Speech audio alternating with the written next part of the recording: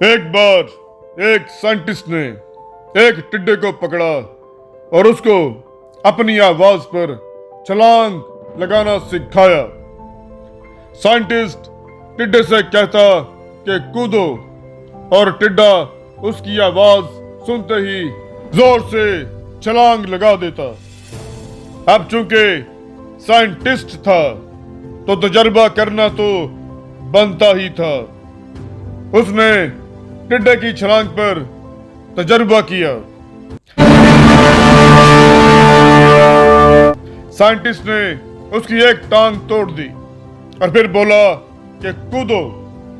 अब टिड्डे की छलांग की दूरी कम हो गई।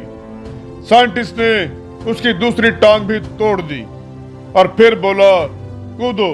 टिड्डे की छलांग और भी कम हो गई। अब तोड़ी गई उसकी तीसरी टांग।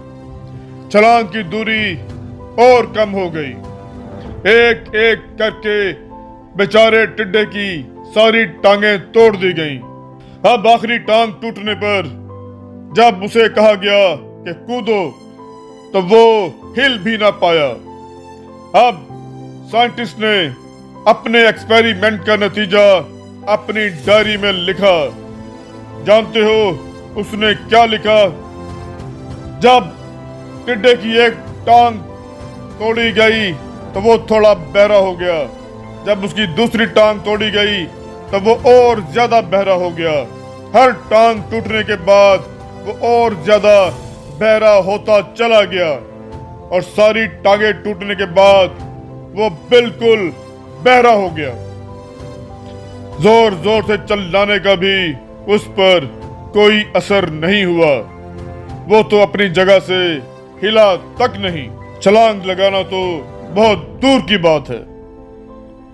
इस कहानी को सुनकर सभी को ऐसा ही लग रहा है ना कि कैसा बेवकूफ साइंटिस्ट था। इतनी सीधी सी बात उसको समझ ही नहीं आई। कुछ तो ये भी सोच रहे होंगे कि ये तो किसी बच्चे को भी पता है कि टिड्डे की छलांग टांगे टूटने की वजह से कम होती जा रही थी, ना कि वो बहरा हो गया था। लेकिन दोस्तों, हम सब भी तो जिंदगी में कई बार ऐसे ही बेवकूफ बन जाते हैं। कई बार जिंदगी में दो वाकयात ऐसे रूनुमा होते हैं कि उनका आपस में कोई ताल्लुक होता ही नहीं, लेकिन फिर भी ऐसा लगता है कि बहुत गहरा ताल्लुक है।